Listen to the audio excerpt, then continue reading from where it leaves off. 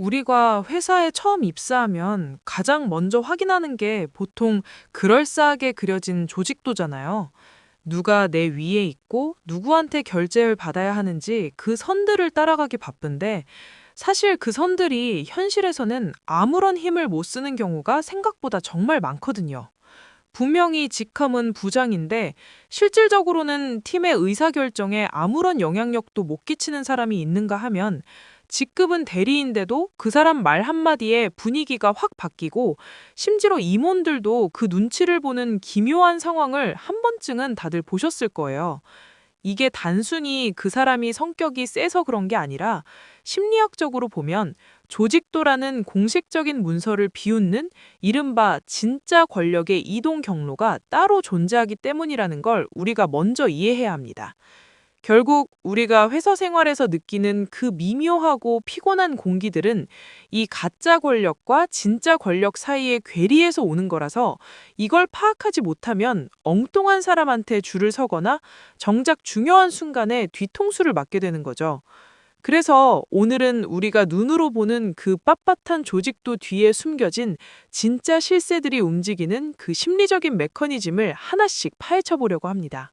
방금 말씀하신 그 괴리라는 지점이 진짜 흥미로운 게 심리학에서는 이걸 참조적 권력, 즉 레퍼런트 파워라는 개념으로 설명을 하거든요. 사람들이 단순히 직급이 높아서 따르는 게 아니라 저 사람과 심리적으로 연결되고 싶다거나 혹은 저 사람이 가진 카리스마나 인간적인 매력을 담고 싶다는 욕망 때문에 발생하는 영향력을 말하는 건데요. 재미있는 건 이 창조적 권력은 공식적인 보상이나 처벌 권한이 없는데도 조직 구성원들의 행동을 훨씬 더 강력하게 제어하고 변화시킨다는 점이에요. 예를 들어서 팀장이 지시를 내리면 마지못해 하는 척이라도 하지만 팀 내에서 참조적 권력을 쥐인 선배가 툭 던진 한마디에는 다들 자발적으로 움직이는 그런 현상이죠. 이런 사람들은 보통 조직 내에서 일종의 롤모델이나 정서적 지주 역할을 하고 있기 때문에 그들의 의견이 곧 조직의 비공식적인 표준이 되어버리는 경우가 많습니다. 맞아요. 그 참조적 권력을 가진 사람들을 보면 꼭 대단한 카리스마가 없더라도 묘하게 사람을 끌어당기는 에너지가 있더라고요. 그런데 이 참조적 권력만큼이나 우리가 주의 깊게 봐야 할 인물이 바로 게이트키퍼, 즉 정보를 독점하고 필터링하는 사람들입니다. 이들은 조직도상으로 보면 의사결정권자 바로 옆에 붙어 있거나 혹은 모든 정보가 지나가야만 하는 길목에 딱 버티고 앉아 있는 경우가 많거든요. 예를 들어 임원의 비서일 수도 있고 아니면 수십 년간 그 부서에서만 근무해서 모든 히스토리를 꿰고 있는 최고참 차장일 수도 있는데 이 사람들의 무서운 점은 정보를 자기 입맛에 맞게 편집해서 위로 전달한다는 거예요. 윗사람이 어떤 결정을 내릴 때 그 기초가 되는 소스 자체를 이들이 통제해버리니까 사실상 의사결정의 핸들을 이 게이트키퍼들이 쥐고 있다고 해도 과언이 아닌 셈이죠. 그 게이트키퍼들의 행동 패턴을 유심히 관찰해 보면 아주 상징적인 특징들이 몇 가지 나타나는데 그중 하나가 바로 질문의 차단이에요. 누군가 핵심적인 정보를 요청하거나 윗선에 보고하려고 할 때 아직은 때가 아니라거나 본인이 먼저 검토해보겠다는 식으로 중간에서 정보의 흐름을 딜레이시키는 전략을 아주 능숙하게 사용하거든요. 이런 행동은 겉으로 보기에는 조직의 효율성을 위하는 것 같지만 실제로는 자신의 영향력을 확인받고 타인을 통제하려는 고도의 심리전인 경우가 많습니다. 결국 이들은 정보를 유통하는 권한을 가짐으로써 조직 내에서 자신을 거치지 않고는 아무것도 할 수 없게 만드는 일종의 병목 현상을 고의적으로 만들어내는 거죠. 우리가 흔히 실세라고 부르는 사람들 옆에 항상 이런 게이트키퍼들이 포진해 있는 이유도 결국 그들의 눈과 귀를 장악하는 것이 곧 권력을 나누어 갖는 가장 쉬운 방법이기 때문입니다. 그런 게이트키퍼들이 인맥과 정보의 유통망을 쥐고 흔든다면 또 다른 축에서는 전문성 권력이라는 아주 독특한 형태의 실세들이 등장하곤 하죠. 직급은 낮아도 특정 분야에 대해서는 도저히 누구도 대체할 수 없는 실무 지식을 가진 사람들인데 이들은 조직도상의 상하 관계를 완전히 무력화시키는 힘을 가집니다. 회사에 큰 문제가 터졌을 때 사장님이 직접 찾아가서 조언을 구해야 하는 실무자가 있다면 그 사람이 바로 전문성 권력을 쥐고 있는 핵심 인물이라고 볼 수 있거든요. 특히 요즘처럼 기술 변화가 빠르고 복잡한 업무가 많은 환경에서는 이런 전문성을 가진 사람들이 내뱉는 안 된다는 말 한마디가 임원의 추진력보다 훨씬 더 강력한 거부권을 행사하기도 합니다. 결국 이들은 조직 내에서 일종의 치외 법권 같은 지위를 누리게 되는데, 그게 가능한 이유는 그들이 가진 지식이 조직의 생존과 직결되어 있다는 걸 모두가 본능적으로 알고 있기 때문이죠. 그 전문성 권력을 식별하는 아주 쉬운 방법 중 하나가 바로 사람들의 시선이 어디로 향하는지를 보는 거예요. 회의 중에 아주 어렵고 복잡한 기술적 이슈가 나왔을 때 직급이 제일 높은 상무님의 입이 아니라 구석에 앉아있는 누군가의 표정을 살피는 분위기가 형성된다면 그 사람이 바로 그 조직의 진짜 실력자인 겁니다. 이들은 보통 지위가 주는 권위에는 큰 관심이 없는 경우가 많은데, 자신이 점유하고 있는 지식 네트워크를 통해서 조직 전체를 실질적으로 가이드하고 있거든요. 재미있는 건 이런 전문성 권력자들은 자기가 가진 정보를 한 번에 다 공개하지 않고 조금씩 흘리면서 타인들이 자신에게 의존하게 만드는 전략을 쓰기도 한다는 점이에요. 결국 지식이 곧 권력이 되는 현대 조직에서는 이런 전문가들이 비공식적인 서열의 최정점에 올라와 있는 경우가 허다합니다. 이렇게 보면 참 흥미롭지 않나요? 겉으로는 부장님, 과장님 부르면서 깍듯이 모시지만 실제로 머릿속으로는 다들 각자의 권력 지도를 따로 그리고 있다는 게요. 누구한테 잘 보여야 정보가 빨리 도는지, 어떤 선배한테 물어봐야 이 문제가 해결되는지, 그런 비공식적인 관계망이 사실 회사를 움직이는 진짜 엔진인 셈이죠.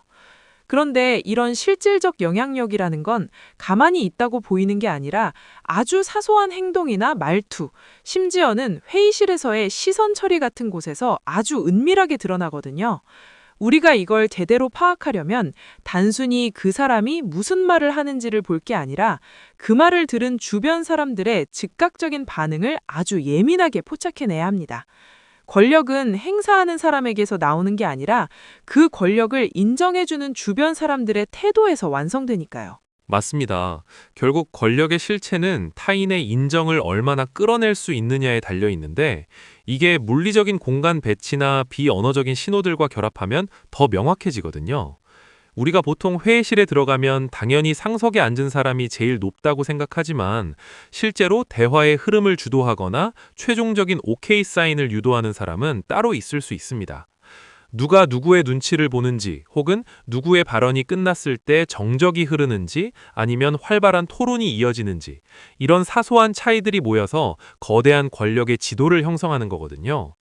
이런 보이지 않는 서열의 법칙은 특히 공식적인 위계가 흔들릴 때나 아주 긴박한 위기 상황이 닥쳤을 때 더욱 선명하게 그 민낯을 드러내게 됩니다. 그래서 우리가 평소에 놓치고 지나갔던 그 회의실 안의 미묘한 공기들을 조금 더 입체적으로 들여다볼 필요가 있는 거죠. 회의실 문을 열고 들어가는 그 짧은 순간에 우리가 가장 먼저 확인하는 게 보통 누가 어디에 앉아 있나 하는 거잖아요. 근데 많은 분들이 착각하시는 게 단순히 상사 바로 옆자리에 앉는 게 권력의 핵심이라고 믿는 경우가 정말 많거든요. 사실 심리학적으로 보면 상급자와의 물리적인 거리보다 훨씬 더 중요한 게 바로 상급자의 시야가 가장 편안하게 머무는 시야의 중심, 즉 스윗스팟을 차지하느냐예요.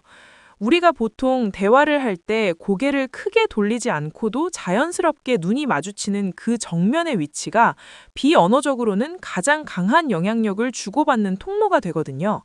그래서 진짜 실세들은 상사 옆에 붙어서 보좌하는 모양새를 취하기보다 상사가 고개만 살짝 들어도 바로 시선이 닿는 그 맞은편이나 대각선 자리를 본능적으로 선점하곤 합니다.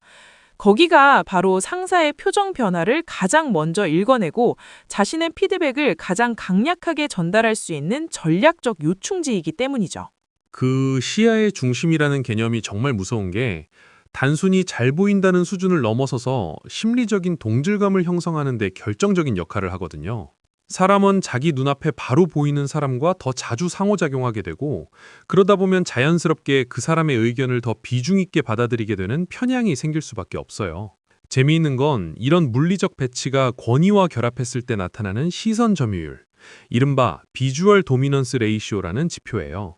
이게 뭐냐면 내가 말을 할 때 상대방을 쳐다보는 비율과 상대방이 말할 때 내가 경청하며 쳐다보는 비율을 비교한 건데요.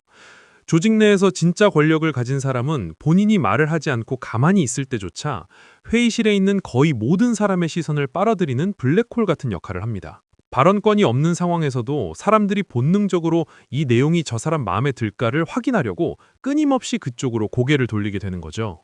맞아요. 그 시선의 흐름을 가만히 추적해보면 직급상으로는 가장 높은 사람이 발언하고 있는데도 정작 사람들의 눈동자는 다른 누군가의 입가나 눈매를 살피고 있는 기묘한 장면을 목격하게 돼요. 이게 바로 시각적 확인 작업인데 공식적인 리더의 결정보다 그 실세의 암묵적인 동의가 더 중요하다는 걸 모두가 무의식 중에 알고 있다는 증거거든요. 예를 들어서 팀장이 어떤 제안을 던졌을 때 팀원들이 팀장의 얼굴을 보는 게 아니라 옆에 있는 최고참 대리의 표정을 먼저 살핀다면 그 팀의 진짜 의사결정권은 이미 그 대리에게 넘어가 있는 상태라고 봐도 무방합니다.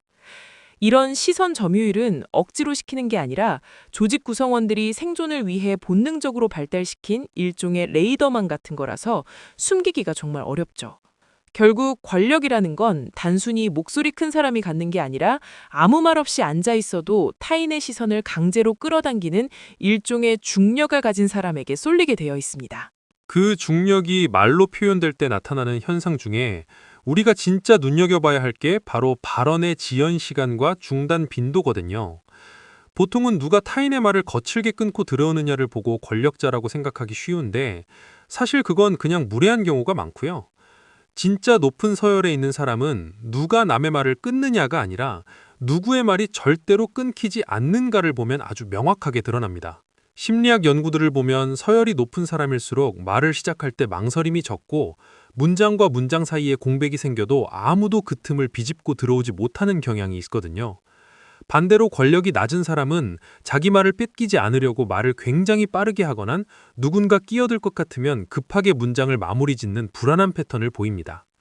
그런데 진짜 실세는 아주 천천히, 심지어 중간에 말을 잠시 멈추고 생각을 하더라도 회의실 전체가 그 침묵을 견디며 기다려주는 기묘한 특권을 누리게 되죠.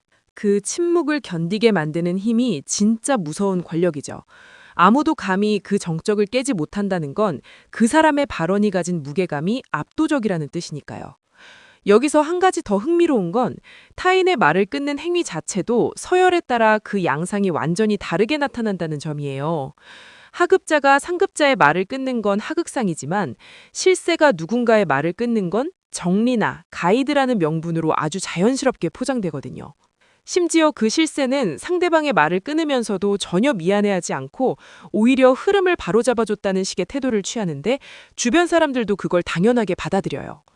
결국 누가 끝까지 자기 논리를 펼칠 수 있는 공간을 확보하느냐, 그리고 그 공간이 침범당했을 때 누가 불쾌함을 당당하게 드러낼 수 있느냐가 그 조직의 진짜 서열을 말해주는 겁니다.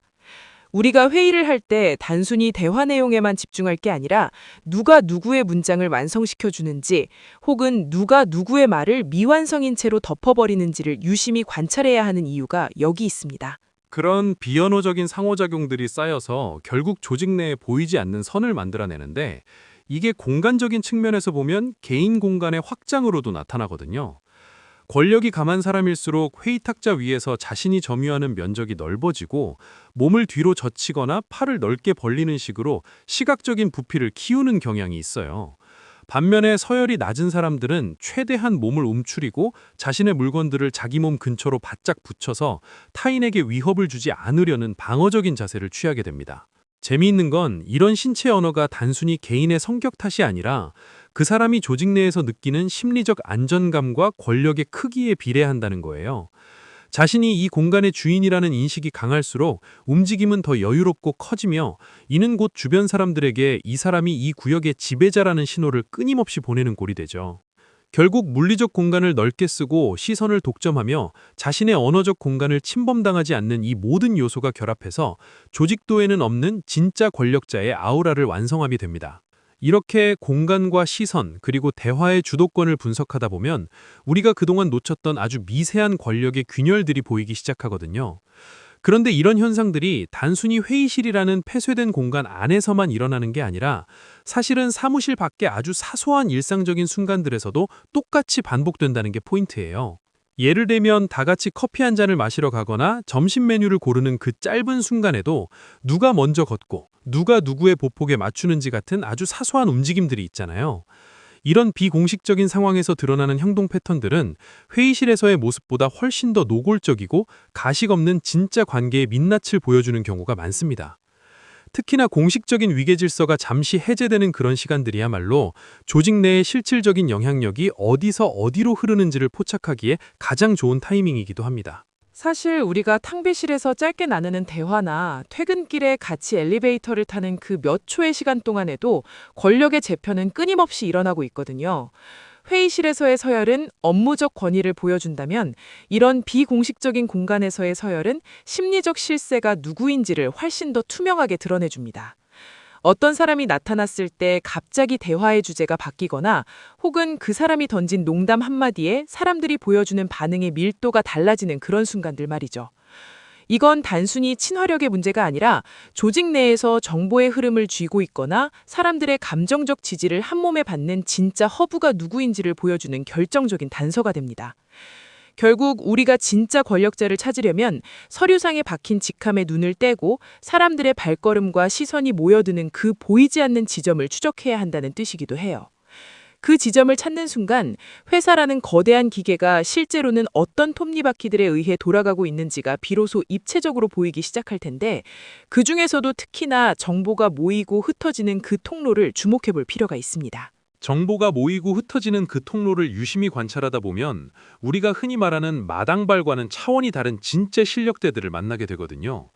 사회학에서는 이걸 구조적 빈공객, 그러니까 스트럭처럴 홀 이론으로 설명을 하는데 조직 안에는 서로 교류가 거의 없는 여러 개의 작은 섬 같은 부서들이 있잖아요. 그 부서와 부서 사이의 빈틈을 메우면서 정보를 독점적으로 중개하는 브로커형 인물들이 바로 그 주인공입니다. 이런 분들은 직급이 높지 않아도 마케팅팀의 고민과 개발팀의 고충을 동시에 꿰뚫고 있어서 누구보다 먼저 조직의 전체적인 기류를 파악하게 되는 아주 은밀하고도 강력한 영향력을 행사하게 됩니다. 그 구조적 빈공객을 장악한 브로커들이 무서운 진짜 이유는 단순히 정보를 많이 아는 게 아니라 중복되지 않는 정보를 쥐고 있기 때문이에요. 보통은 같은 팀원들끼리는 공유하는 정보가 비슷해서 새로울 게 없는데 브로커들은 전혀 다른 네트워크에서 신선한 소스를 가져와서 자기 가치를 증명하거든요. 예를 들어서 인사팀의 개편안이 확정되기도 전에 그 핵심 내용을 미리 입수해서 우리 팀의 다음 분기 전략에 교묘하게 녹여내는 식의 고난도 정치를 부립니다. 사람들은 이 사람이 어디서 그런 소식을 듣는지는 모르지만 묘하게 이 사람의 판단이 항상 한 발 빠르다는 걸 느끼면서 점차 이 정보 채널에 의존하게 되는 거죠. 이런 브로커형 인물은 조직도상으로는 어디 한 구석에 박혀 있는 것처럼 보여도 실질적으로는 부서 간의 협력을 설계하고 통제하는 보이지 않는 컨트롤 타워 역할을 수행하게 됩니다. 정보라는 게 조직의 뇌라면 그 뇌를 움직이는 심장 같은 역할은 바로 정서적 권력을 쥔 사람들의 몫이라고 봐요.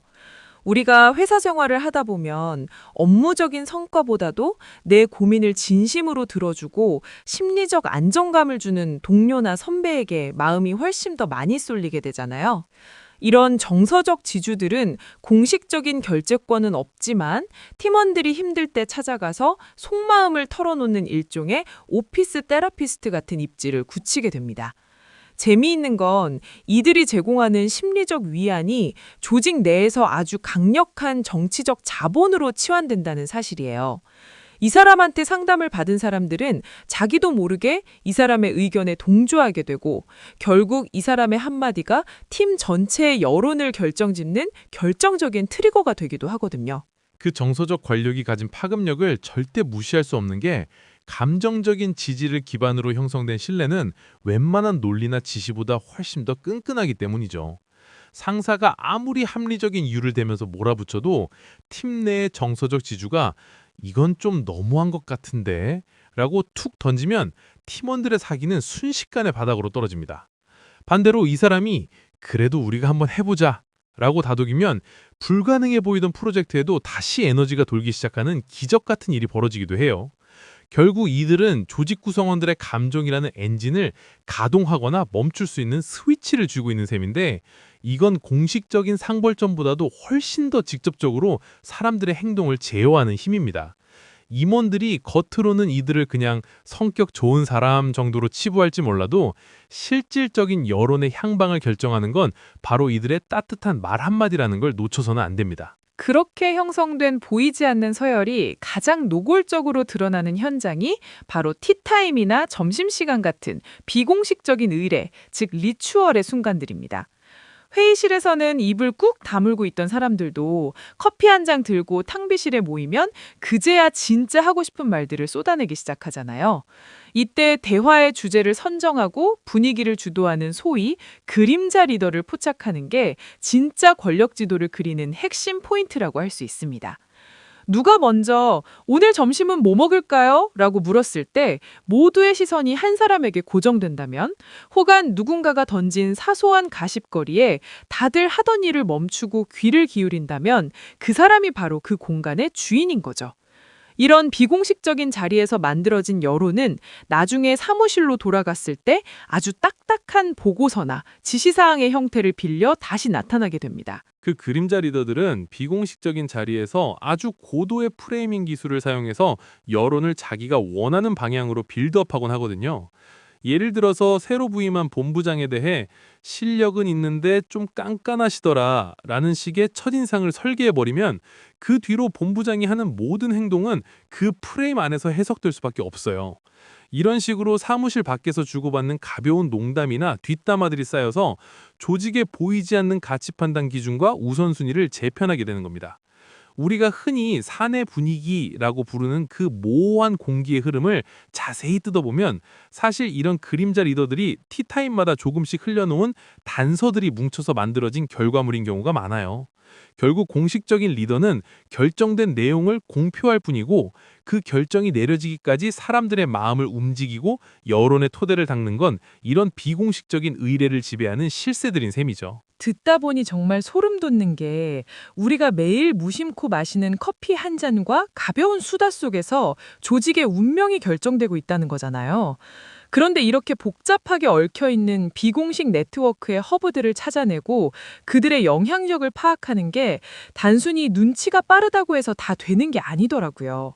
이게 머릿속으로만 생각하면 금방 잊어버리게 되고, 또 파편화된 정보들만 가지고는 전체적인 흐름을 놓치기 십상이거든요.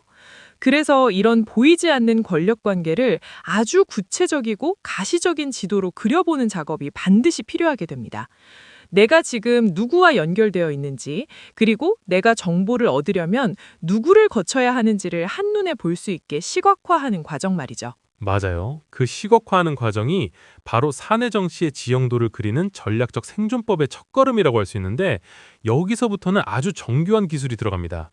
단순히 친한 사람끼리 묶어보는 수준을 넘어서서 누가 누구의 의사결정에 실질적인 영향을 미치고 있는지를 선과 점으로 연결해보는 섀도우 매핑 기법이 있거든요. 이 지도를 그리다 보면 내가 왜 지금까지 결제 라인에서 계속 병목 현상을 겪었는지, 혹은 왜 우리 부서의 의견이 자꾸만 묵살당했는지가 아주 투명하게 드러나게 됩니다.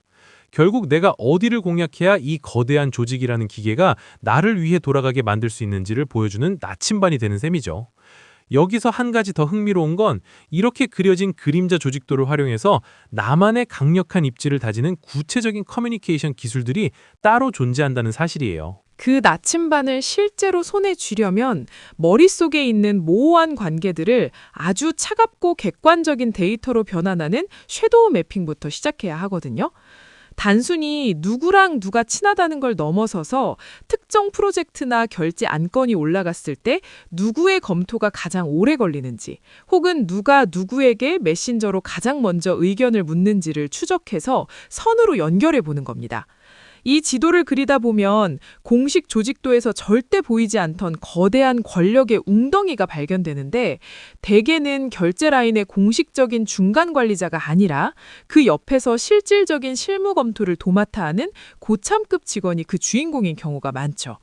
결국 이 섀도우 매핑의 핵심은 누가 명목상의 승인권자인가가 아니라 누가 그 승인권자의 판단을 실질적으로 프로그래밍하는가를 시각화하는 과정이라고 할 수 있습니다. 그 섀도우 매핑을 통해 권력의 웅덩이를 찾아냈다면, 그 다음 단계는 바로 그 지점을 공략해서 행정적인 병목 현상을 해결하는 정치지능, PQ를 발휘할 때라는 거죠. 많은 분이 결제가 늦어지면 공식적인 상사만 찾아가서 독촉하곤 하는데 사실 그 상사는 자기가 신뢰하는 비공식 쉴새의 오케이 사인이 떨어질 때까지 그냥 서류를 덮어두고 있는 것뿐이거든요. 이때 정치지능이 높은 사람들은 그 비공식 실세가 가진 고민이나 업무적 부담을 미리 파악해서 그 사람이 결정을 내리는데 필요한 근거 자료를 상사보다 그 사람에게 먼저 슬쩍 전달하는 전략을 씁니다. 그렇게 그 실세와 먼저 정서적이고 업무적인 신뢰를 구축해두면 나중에 내 안건이 올라갔을 때 그가 상사에게 이거 제가 미리 검토해봤는데 바로 진행하셔도 될 것 같습니다. 라는 한마디를 얹어주게 되는 거죠. 이게 바로 사내 정치의 본질인데 비굴하게 아부를 떠는 게 아니라 조직이 멈춰서 있는 지점을 파악해서 그 톱니바퀴가 돌아갈 수 있게 윤활유를 칠하는 아주 고도의 전략적 협상 기술인 셈입니다. 하지만 이렇게 비공식 실세와 가까워지다 보면 필연적으로 공식 직접자와 그 실력자 사이에서 발생하는 미묘한 갈등의 틈바구니에 끼이는 순간이 오거든요. 상사는 본인의 권위가 도전받는 걸 극도로 경계하고 실세는 자기 영향력을 증명하고 싶어하는 그 기싸움 사이에서 어느 한쪽의 편을 드는 건 정말 위험한 도박이 될 수 있습니다. 이럴 때 필요한 커뮤니케이션 기술이 바로 중립적인 정보의 브릿지 역할을 자처하는 건데 양쪽 모두에게 당신의 의견이 존중받고 있다는 느낌을 동시에 주는 게 포인트예요. 예를 들어서 비공식 실세에게는 이 부분은 선배님 의견이 가장 정확한 것 같아서 상사님께도 그렇게 말씀드렸습니다. 라고 공을 돌리고 상사에게는 팀장님의 최종 결정을 돕기 위해 실무진의 디테일한 검토를 미리 거쳐왔습니다. 라고 보고하는 식이죠.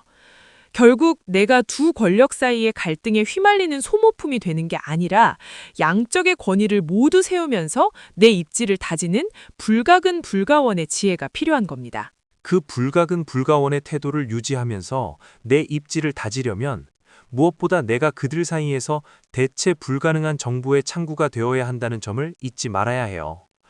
공식 리더에게는 보고되지 않는 현장의 진짜 목소리를 전달해주고 비공식 실세에게는 윗선에서 논의되는 거시적인 전략의 흐름을 조금씩 공유해주면서 양쪽 모두가 나를 통했을 때 가장 안전하고 정확한 판단을 내릴 수 있다는 확신을 심어줘야 합니다. 이건 단순히 이간질하는 것과는 차원이 다른 게 조직 내의 불투명한 정보 흐름을 투명하게 만들어주는 일종의 커뮤니케이션 허브 역할을 내가 선점하는 거거든요. 사람들은 흔히 정치를 남을 깎아내려 내가 올라가는 것이라고 생각하지만 진짜 고수들은 내가 그들 사이에 연결고리가 됨으로써 누구도 나를 함부로 건드리지 못하게 만드는 방어막을 구축합니다. 이런 방식으로 나만의 정치적 영토를 넓혀가다 보면 어느새 나 자신이 또 다른 섀도우 맵의 핵심적인 노드로 자리 잡게 되는 결과를 가져오게 되는 거죠. 결국 우리가 지금까지 살펴본 이 모든 복잡한 권력 지형과 심리적 기제들은 단순히 누군가 위에서 군림하기 위한 도구가 아니라 조직이라는 거대한 유기체가 생존하기 위해 만들어낸 보이지 않는 질서인 셈입니다. 공식적인 직함이 주는 권위는 조직의 뼈대를 지탱해주지만 그 뼈대 사이사이를 흐르는 비공식적인 권력의 흐름은 조직의 생명력을 불어넣는 혈관과도 같거든요. 이 혈관의 흐름을 잃지 못하고 뼈대만 붙잡고 씨름하는 사람은 결국 지칠 수밖에 없지만 그 흐름을 타고 나침반을 제대로 활용할 줄 아는 사람은 어떤 거친 파도가 와도 자기 항로를 지켜낼 수 있습니다. 섀도우 매핑으로 지형을 읽고 정치지능으로 병목을 뚫으며 영리한 커뮤니케이션으로 내 자리를 지키는 이 과정 자체가 바로 직장이라는 정글에서 살아남는 진정한 프로의 방식인 거죠. 맞아요. 결국 권력이란 건 누군가 독점하는 고정된 자산이 아니라 사람과 사람 사이의 관계 속에서 끊임없이 변하고 재편되는 에너지 같은 거라고 생각해요. 우리가 이 에너지의 방향을 읽어내려고 노력하는 이유는 단순히 승진을 빨리 하거나 힘을 과시하기 위해서가 아니라 내가 하고자 하는 일이 조직 안에서 정당하게 평가받고 제대로 실현될 수 있는 환경을 만들기 위해서잖아요. 오늘 우리가 나눈 이 지형도 그리기 전략이 시청자분들에게 단순히 사내 정치 잘하는 법을 넘어서서 나를 보호하고 내 성과를 지켜낼 수 있는 강력한 지적인 무기가 되었으면 좋겠습니다. 어쩌면 진짜 권력은 직위가 주는 높은 의자가 아니라 복잡하게 얽힌 이해관계 속에서도 흔들리지 않고 중심을 잡을 줄 아는 그 냉철한 통찰력에서 나오는 것일지도 모르니까요. 이제 여러분의 사무실을 한번 다시 둘러보시길 바랍니다. 어제까지는 그냥 똑같아 보이던 책상 배치와 늘 듣던 회의실의 목소리들이 오늘부터는 조금 다르게 들리고 보이기 시작할 거예요. 누가 진짜 이 조직의 심장을 뛰게 하는지, 그리고 그 에너지가 어디로 흐르고 있는지를 발견하는 그 찰나의 순간이 여러분의 직장 생활을 완전히 다른 차원으로 바꿔놓는 터닝 포인트가 될 겁니다. 조직도에 결코 적혀 있지 않은 그 진짜 주인들의 이름을 여러분만의 비밀스러운 지도 위에 하나씩 그려 넣어 보세요. 그 지도가 완성될 때쯤이면 여러분은 더 이상 보이지 않는 권력에 휘둘리는 구경꾼이 아니라 그 흐름을 주도하는 이 게임의 진정한 플레이어가 되어 있을 때니까요.